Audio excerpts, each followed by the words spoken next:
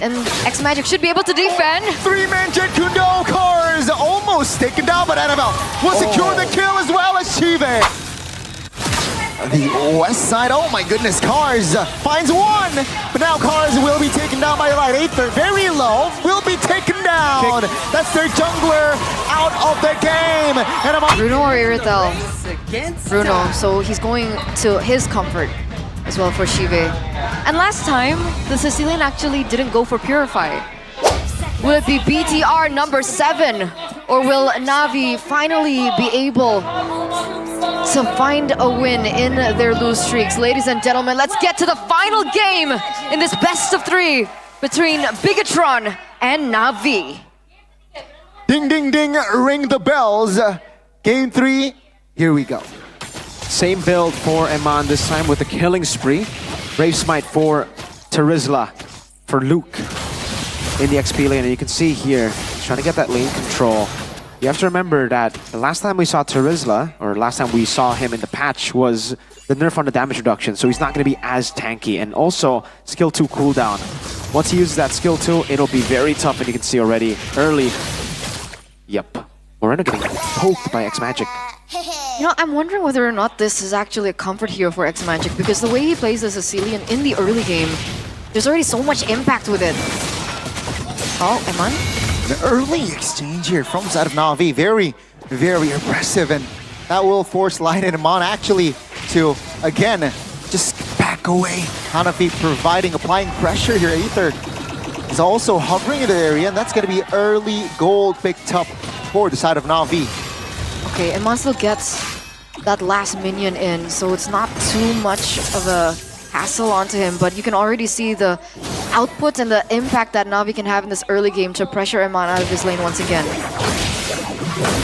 Here as well, just a battle of clear at this point for Luke, wanting to get level 4 to set up for the first neutral objective. This is going to be a big one, folks. The first neutral objective, 51-49. Wow. Audience prediction. But yeah, both teams want to contest this first neutral objective. And if they don't, if BTR, especially BTR, because they have a Valen, Navi can actually scale. Okay, there's a lot of trading damage here. Luke's gonna get caught really low. That's gonna force a recall. Navi should have that information and should be able to start this turtle first again. So game number 1, game number 2, game number 3 too.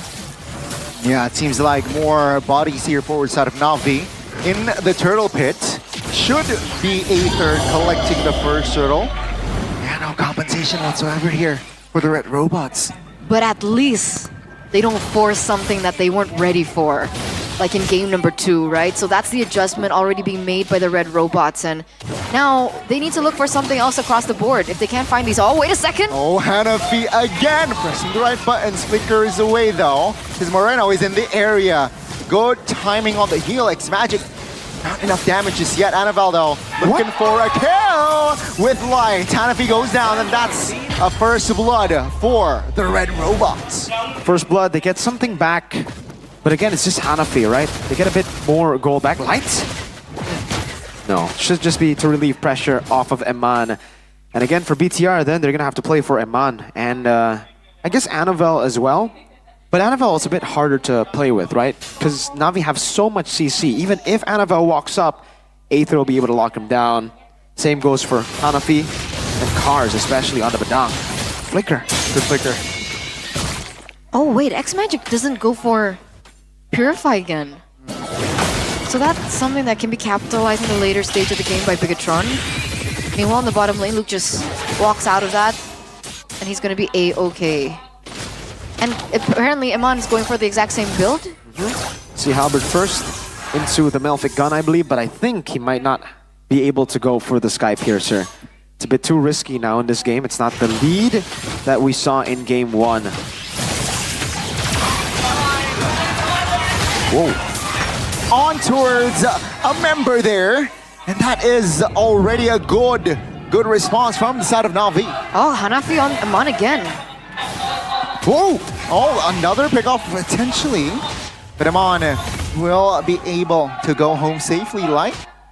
Providing damage there, enough damage to just back Hanafi. Back. I guess that's the new message, right? That's the new mission. Mr. Hanafi, all you need to do is now just hold on to Eman, chain him up as best as you can. And we've seen Eman being unable to get into his team fights light. However, Bigetron this time will have more say! Cars denies Moreno, but Moreno quick to respond. Cars though finds the kill. Bigetron now in the turtle pit trying to find the neutral. It's gonna be Aether collecting it still. Aether trying to die, not to die, and he will fall as well. Hanafi flickers on towards the Annabelle. No follow-up. Navi still 1,000 gold in their pocket. 2-for-1 trade, but Navi pick up the turtle. Who do you think that was worth it for? Navi. All these equal trades are going to be worth it for Navi. They have X-Magic on the Sicilian. He is scaling against BTR. Well, technically BTR are also going to be scaling, but I think for Navi, if they stay even, that means BTR won't really be able to shred the front line of Navi as fast as Navi shreds the front line of BTR with their front to back, right? It's Bruno plus Sicilian. So as long as they keep this lead at 1K, even at no lead, as long as they're even, I think they have the easier comp to pull off. BTR have to look for so many creative angles. Again, this is what you get when you go for more comfort over meta, but that's the game that BTR chose to play. And essentially, oh, wait a second. Luke? He pulled, good stun. That's gonna be Luke here trying to reposition. Hanafi will not commit on towards the dive or the fight just yet, as Annabelle will try to sneak, find the turret. He does not want the 1v1 just yet. So that's information that both jungles are actually in the bottom side of the map. Aether goes in for a recall. And earlier on, we saw that Moreno actually opted to go again for the Raging Sandstorm. How do you think Moreno has been in this game on the Valentina? Because technically there are not a lot of ults that can be utilized, in a sense. Yeah, the only real ult to take is the Raging Sandstorm. Maybe you can go for Fist Crack, but it's more optional. I think the Raging Sandstorm is still the better choice, so he's going to be stuck on the Khalid ult for the most part. We won't be seeing him, venture off to a different ult for a while. Eman has the Melfic gun. And I guess, I'm not too sure if this is the power spike yet. Last time, I think the Sky Piercer was when he really started to turn on in the game, but...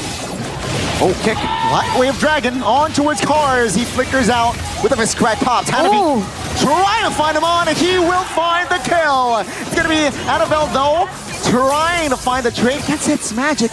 That's the goal for the mid. Hanafi, again, being a constant nuisance. This time, he will be punished by Lights. Navi, though, they have their eyes set on towards the turtle, but Annabelle denies the newt. Hanafi, despite getting taken down, he's already done his job, right? Eman once again, this time not even just zoned out of the team fight, but he was also taken down. So Eman right now, 0-1-1. He should be falling far behind Shive at this point. But unfortunately for Navi, it was Annabelle that was able to pick up that turtle. Very difficult game to play here now for Eman. It's not like game one when they had so much CC to just, peel off of him. This time it's not a Suyo in the jungle. Firstly, it's a Joy. So he's more damage dealer than peeler compared to game number one. That's why Eman was much more vulnerable. And again, Navi have also made very good adaptations, picking up the Khalid. That's something that they didn't have in game one. Something that could actually threaten the backline by diving in with the Raging Sandstorm and the Flicker. And this time, with the combined efforts of Aether, Kars, and Hanafi, they were able to catch Eman. Eman's on the way to a BOD, so as expected, not going to go for the Sky Piercer. Bit too risky in this game. It's a bit too 50-50. X-Magic is still scaling very, very well, despite that loss. So that's the power spike that we're waiting for Eman, right? The BOD? BOD, yeah. And on the other side, for the Bruno? For the Bruno, he's already hit his power spike. It's a Berserker's Fury, Haasklaw's Berserkers. He gets online a bit earlier compared to Eman because Eman's items are pretty expensive, but also he's taken a very different route to the power spike. Usually it's BOD, Melfic Gun. Now it's Sea Halberd, Melfic Gun, BOD.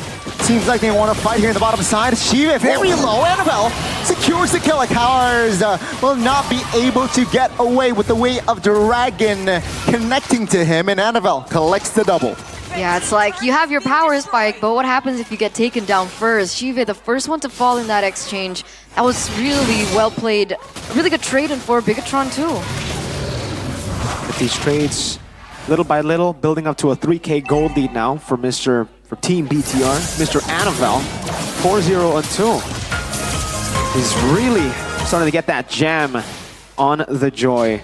Very different from yesterday, but look at the zoning from Luke. I don't think they have an angle to take over, but the conceal though, it seems like Navi wants some sauce. But Bigetron, they will call me, just deny it. Yeah, they don't find it at all. I mean, technically, if they wanted to go in for the concealed play, that could have been disastrous too, because technically Luke has his ult up and ready to utilize the penalty zone. So if we cross-back check before this Lord push, how are the items looking? It's pretty good for oh, good shot there from Luke. He has the Anti-Curse building up to, I think, an Athena shield at this point. The Anti-Curse is great against Aether, against Cars as well. BOD still on the way for Eman. Right as I say it, he picks it up. So there you go. Now we are going to see some real damage. Whoever gets kicked should just die. That's the problem. With only one Purify in the hands of Shive. And Hanafi's positioning. He showed though, so Bigetron members, they know the whereabouts of Hanafi. Hanafi just trying to distract the formation. Lord, still AOK in the bottom side. He's looking for a keyboy moment. And that was against Bigetron too. Yep. Bigetron chased him all the way. They don't want to make the same mistake again though. Oh, Luke with the flicker, penalty zone. But this time no follow-up, but the turret though still goes down. Navi repositioning as the Lord is touching their bottom base turret. Hanafi, awkward positioning, Raging Sandstorm committed. But again, he is just there for the vibes. Bigetron will be able to take him down.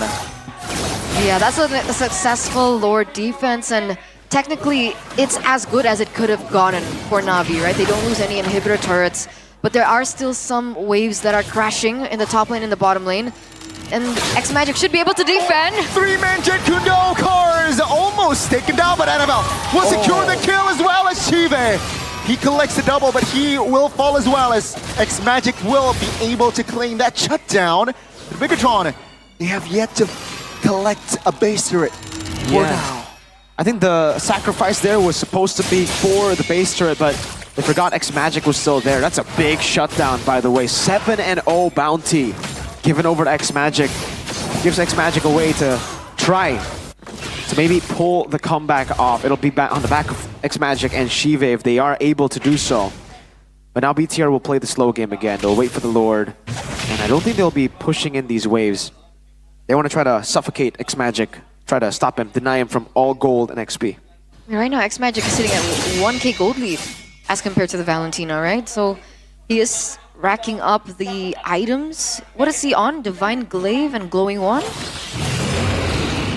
Yeah, Divine Glaive, Glowing Wand. He's on the way to Winter Crown. He just got it here, Winter Crown. So for X-Magic, he also has to pull yourself together. So he knew he was gonna need this Winter Crown. So far, he only has 3 stacks though. So he's not sitting at that full pull yourself together cooldown, which is 20%.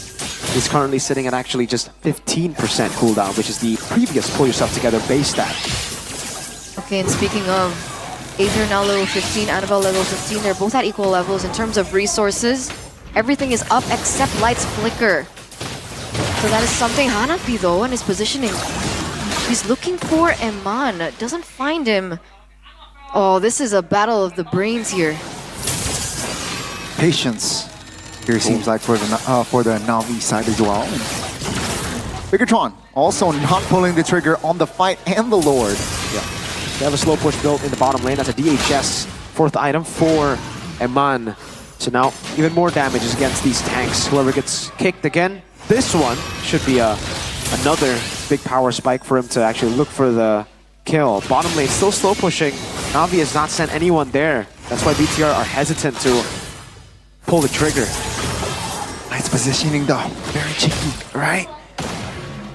From the west side, oh my goodness, Cars finds one, but now Cars will be taken down by Light. Aether, very low, will be taken down. That's their jungler out of the game. And Amon will say, not in our house, as the Land of Dawn is still his playground. One tower crashes down, another to follow. Waves are pushing in, ladies and gentlemen. And here it is. Bigetron Alpha have successfully won this game against NAVI, have successfully disallowed the red zone red robots.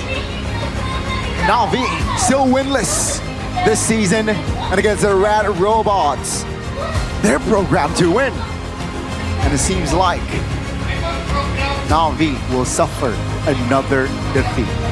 Not the best show though for Bigetron there. Losing the game here means they're gonna still have to go back